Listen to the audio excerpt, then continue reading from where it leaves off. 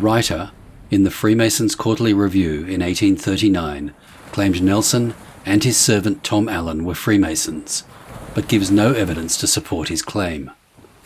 Hamon Lestrange, in his History of Freemasonry in Norfolk, says that among the furniture of the Lodge of Friendship No. 100 at Yarmouth, there is a stone bearing an inscription to Nelson. In memory of Brother V. Nelson of the Nile and of Burnham Thorpe in Norfolk, who lost his life in the Army of Victory in an engagement with the combined fleets of France and Spain off Cape Trafalgar, October the 21st, 1805. Proposed by Brother John Cutlove.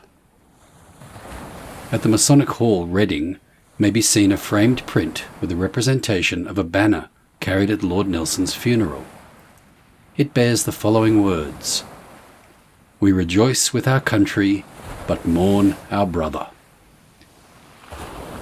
A thorough review of the registers of the two Grand Lodges in existence prior to the Union reveal no record of Nelson's membership. It is known that Nelson visited a Plymouth Lodge at the behest of his friend, Freemason His Royal Highness Prince William, later William IV, in 1787.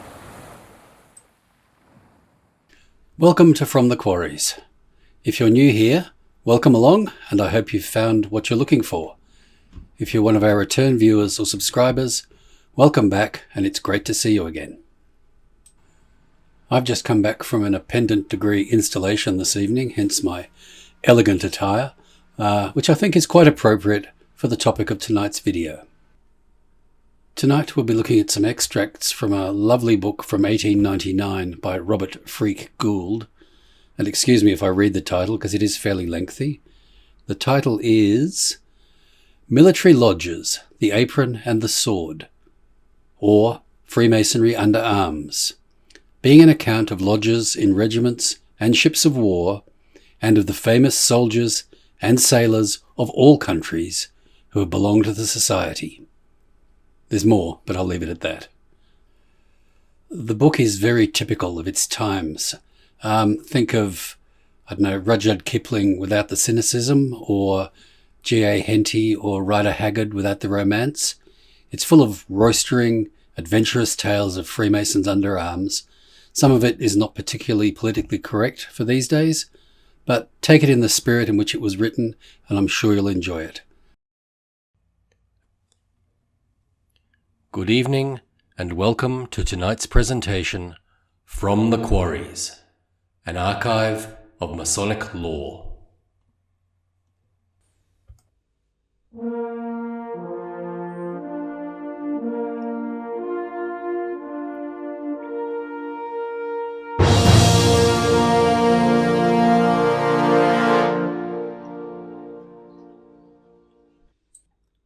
Of the assistance engendered by one brother to another in cases of danger or distress, many stories have been related, and a selection from the number, showing the influence of Masonry and warfare, and its beneficial effect in soothing the angry passions of those soldiers and sailors who are ranged under its banner, will be laid before the reader.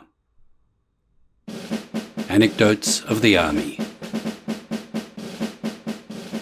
Sir A. Allison, shortly after the close of the Crimean War, related the following anecdote in connection with the attack on the Redan. During that assault, an English officer led a small party of soldiers up to one of the guns placed in a recess of the Redan, and most of the men fell before the fire with which they were received. The others were met by a body of Russians, and the English officer was about to be bayoneted when he chanced to catch the hand of a Russian officer, and had presence of mind enough to give him a Masonic grip.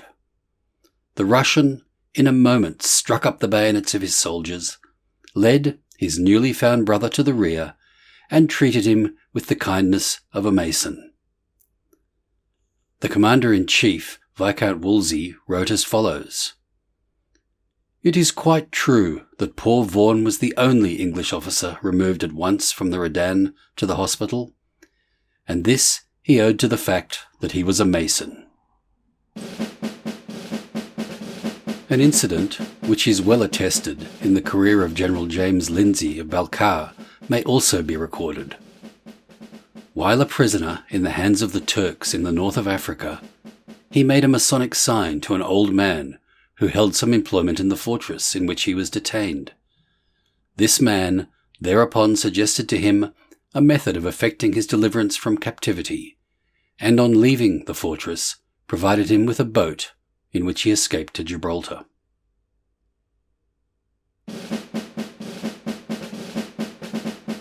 The Battle of Waterloo is notable for the multiple instances of Masonic brotherhood which were displayed during the engagement.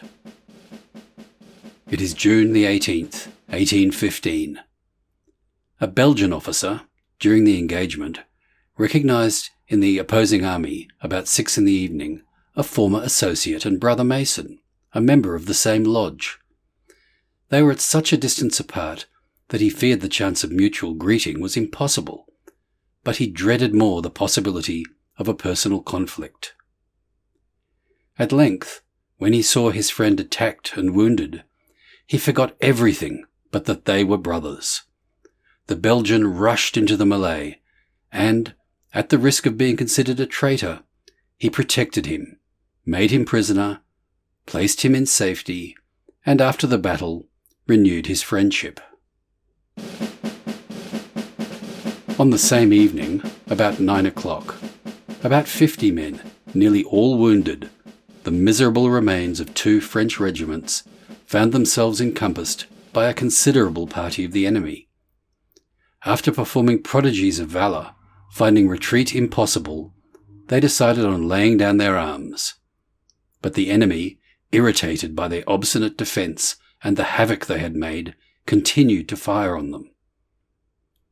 The lieutenant in command, as well as the men, considered that nothing but a miracle could save them. A sudden inspiration seized the officer. He advanced to the front in the midst of the firing and made the sign of distress. 2 Hanoverian officers observed him, and, by a spontaneous movement, without consulting their commander, ordered the troops to cease firing, and, after securing the prisoners, they placed themselves at the disposal of their general for breach of military discipline. He also was a Mason, and instead of punishing, he approved of their generous conduct. A French officer at the Battle of Waterloo was so badly wounded as to be unable to keep up with his regiment, and in that situation was discovered by a Scottish dragoon of the British Army, who put his spurs to his horse and galloped up to dispatch him. But just as he was on the point of striking the fatal blow, the officer gave a Masonic sign of distress. This was recognized by the Scotsman, whose arm was immediately unnerved. Love and sympathy were depicted in his countenance, and as he turned his horse to ride away, he was heard to say, "The Lord bless and protect thee, my brother." On the memorable 16th of June, 1815, at the moment when the Allied army commenced a retrograde movement, a Scottish field officer who had been seriously wounded in the affair of Quatre Bras was left on the field of battle. Trampled on by the French cavalry, he thought but of death, when he perceived the patrols of the enemy who came to succour the wounded. Rallying the little strength that remained, he cried out in a faint tone and implored the assistance of this brethren. This attracted the attention of a French surgeon, who, recognizing him as a Mason, hastened to his aid. He first dressed those wounds which presented the greatest danger, and then raised and carried the patient to the sick quarters, placed him on his own pallet, watched by his side, and directed him to be conveyed to Valenciennes, where he was warmly recommended to his friends, from whom the officer received the kindest attention, and by whose care he was completely restored to health.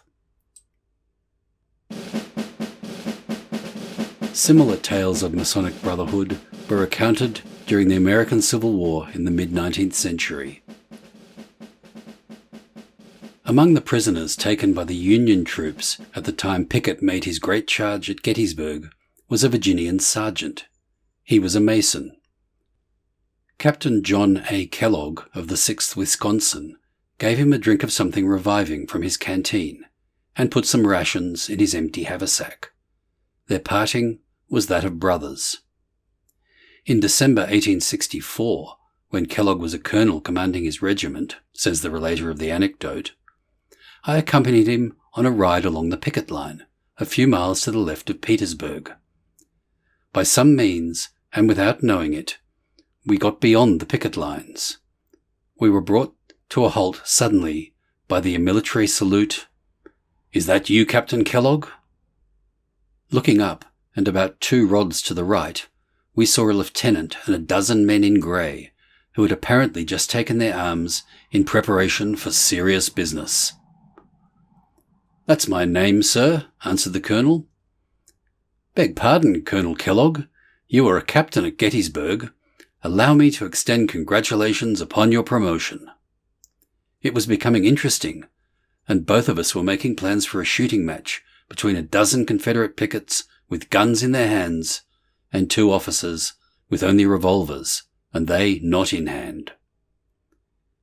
"I guess you don't remember me, Colonel."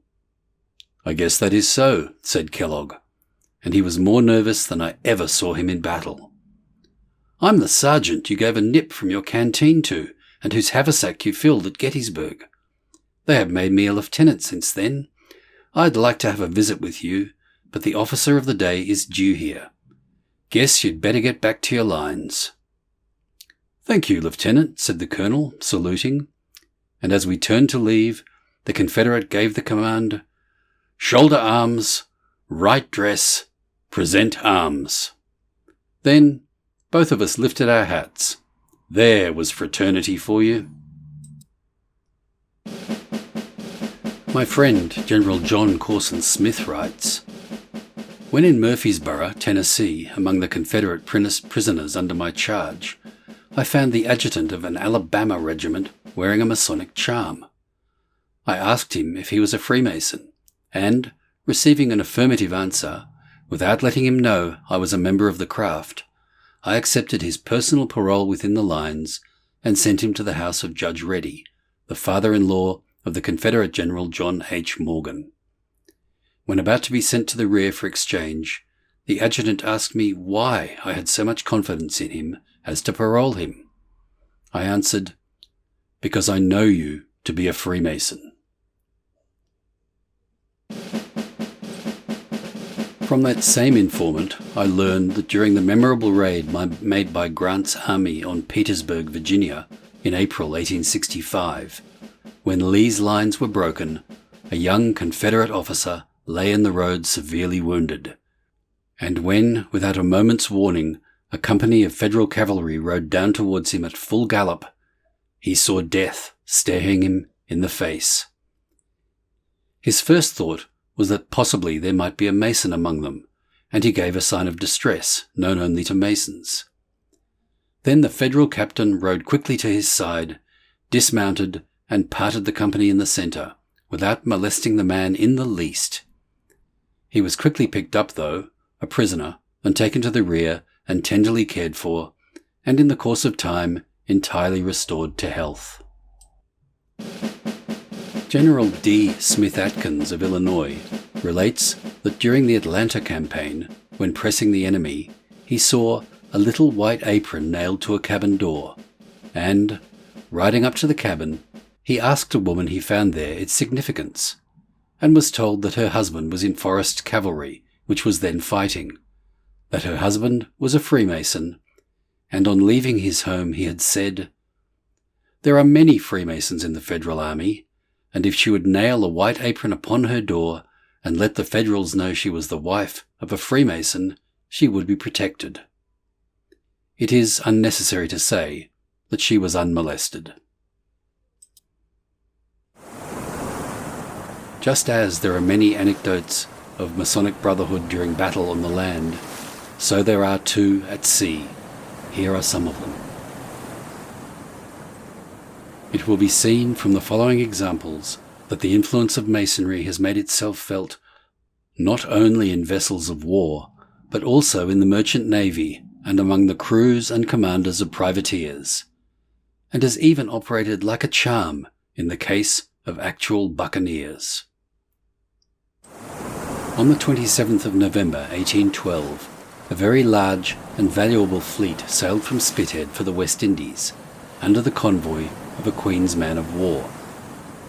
A very short time after their sailing, a most violent tempest arose, and the valuable convoy was so much dispersed that only 40 sail remained under the protection of the consort. At this crisis, it happened that the Gloire, a French frigate of 44 guns, was cruising betwixt the Western Islands and Ferrol, and fell in with the numerous stragglers of this ill-fated convoy. The frigate made many valuable prizes, and among them the Princess Royal under Captain Alexander Foster, a fine ship of 400 tons laden with plantation stores for the island of Jamaica. Captain Foster, on being taken on board the Gloire to deliver his papers, took the opportunity of making himself known as a Mason to the brave and chivalrous commander of the frigate. The French officer, after some private conversation, said that the duty he owed his country was paramount, but that next to it was the duty he owed as a Mason, to help a brother in the hour of need. Feeling encumbered by his numerous captives, and wishing to continue a cruise destructive to our commerce, as being strictly compatible with his duty, he thought that he might show his respect for the craft by making brother Captain Foster a present of his ship, the Princess Royal, and her cargo, a proposal most gratefully and fraternally accepted. About the year 1824, the ship Leven, engaged on a survey commanded by Captain Bartholomew, having arrived off Cape Bolidor, crossed the bar and anchored in the river Ouro on the northwest coast of Africa. The captain and some of the officers, with 2 boats' crews, proceeded to examine the river. The shore represented, as far as the eye could discover, one vast desert of sand. The boats proceeded after rowing for about 40 miles to what appeared to be an island. The crews landed and slept there, but in the morning were awoke by the appearance of a large number of Arabs who were armed with Spanish muskets and long knives. Hostilities seemed to be inevitable, but the captain advanced towards the Arabs and made a Masonic sign, which was answered by their leader, who immediately laid down his musket and embraced the British officer. The captain and party were assisted to regain their ship, and the Arab chief intimated his intention of visiting them on the following day. Within a year or two of the date of this last anecdote, an English naval captain was travelling in Egypt. He was accompanied by his servant, an active and intelligent young man. They were attacked in the desert by the Arabs, 2 of whom they slew but were ultimately overpowered. It was settled that the captain's life should be forfeited, and he awaited his destiny, the 2 prisoners having been separated, with what fortitude he could command. In the morning, however, he was agreeably surprised by his servant's approach, with the joyful intelligence that the sentence was not only remitted, but that he was at liberty to resume his journey, and this justice was accompanied by the restoration of all the property of which he had been previously despoiled. It is not to be wondered at that his gratitude to his servant ended in his taking early steps to claim a nearer association with him as a brother in the craft, for, by the exchange of the mysterious secret, the warrior of the desert kept faith with a brother Mason.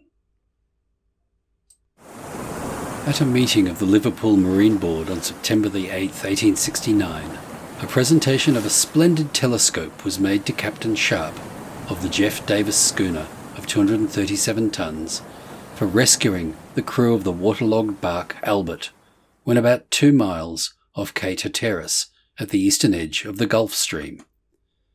A frightful gale prevailed at the time of the rescue, and the crew of the Jeff Davis had for 34 days subsequently to go on half allowance till the schooner reached Bermuda. Captain Sharp said that the other captain, having passed the Freemason's sign, he felt himself doubly bound to rescue him, if possible.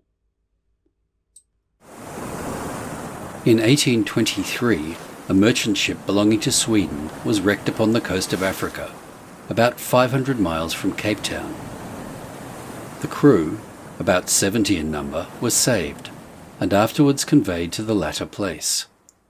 57 of the ship's company, including the captain, were Freemasons, and immediately made themselves known to the Dutch lodges there. They were supplied with food, clothing, and every necessary for about a month, until an opportunity occurred of sending them home, passage free. In consequence of this benevolent act, the inhabitants of Cape Town opened a subscription and sent home the remainder of the men, so that the benefits of Masonry were experienced by the entire crew.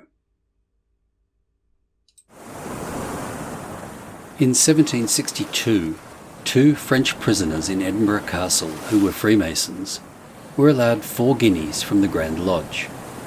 In the same year, the Earl of Elgin and Kincardine, Grand Master, ordered the several lodges under his jurisdiction to assume Don Antonio de Pizarro, Governor of Tarragona in Spain, as a nominal member, the reason for this being as follows. Mr. Dixon, a Scottish Mason, was sailing from Gibraltar to Italy, and during the voyage a storm compelled him to run his ship ashore under the walls of Tarragona. The captain and his crew were seized as prisoners of the Spanish king and brought before the governor, Don Antonio de Pizarro, who, however, treated them with the utmost humanity. After conversing for a while, the governor inquired of the captain concerning some persons at Gibraltar, whom he knew to be Freemasons, which made him conjecture that Don Antonio himself was a member of the society. Mr. Dixon, therefore, made a sign, which was returned by the governor, who gave orders that nothing should impede the captain's journey, whom, because of his being a brother, he allowed his crew to return to Gibraltar and supplied them with all the necessaries for the passage. On arriving at Gibraltar, Mr. Dixon informed the governor of what had occurred, who was so charmed with the story that he forthwith released 16 Spaniards belonging to the garrison of Tarragona, and the same night he was made a Mason. The captain afterwards sent an account of the whole affair to the Grand Master of Scotland, who, with his own hand, wrote a letter of thanks to Don Antonio, and ordered the story to be recorded in the books of the Grand Lodge. Also, as the noble behaviour of Don Antonio de Pizarro had done honour to Masonry, the Earl of Elgin and Kincardine ordered that he should be assumed as a nominal member of all regular lodges in Scotland. During the early part of the present century, on the arrival of a British frigate at Havana, the captain received a letter urgently soliciting his protection on behalf of some British sailors who were forcibly detained on board a privateer then at anchor. A lieutenant was immediately dispatched with a proper complement of hands to demand the men. He duly executed his task and returned to the frigate with his countrymen, but on leaving the ship where they had been detained, the master of the vessel swore that before night ended he would be revenged. In the evening, the lieutenant went on shore and engaged in a game of billiards. While thus occupied, he observed a swarthy, ill-looking man watching him most intently. In the corner of the room there was also a slender young man with a pale countenance, also regarding him very earnestly. To his surprise, a sign was hastily given. It was fortunately exchanged, and a few seconds after, a note was put into his hands containing these words: "Beware, take caution from a brother." 2 other persons now accosted him, and behaved in a manner likely to provoke a quarrel, in which they probably would have succeeded, but for the caution he had just received. Prudence, however, came to his aid, and, feigning an excuse, he left the room, but without his hat, the better to deceive the persons of whose unfriendly intentions he no longer had any doubt. With difficulty, he reached the house of the American consul, 4 men pursuing him with knives in their hands. But the door opened in time, and he was saved. The vessel Rover was commanded by James Holly and was bound to the Bay of Honduras from Kingston in the island of Jamaica. One night, about the middle watch, they were surprised, overpowered, and captured in an incredibly short period by a French privateer. All hands were taken on board the Frenchman, and the vessel and crew plundered and made prisoners. The moon at this moment burst out in unusual splendour, and they could observe all that was going on upon the quarterdeck, and it appeared to him and the others that the commander of the privateer was questioning their captain as to what his vessel had on board.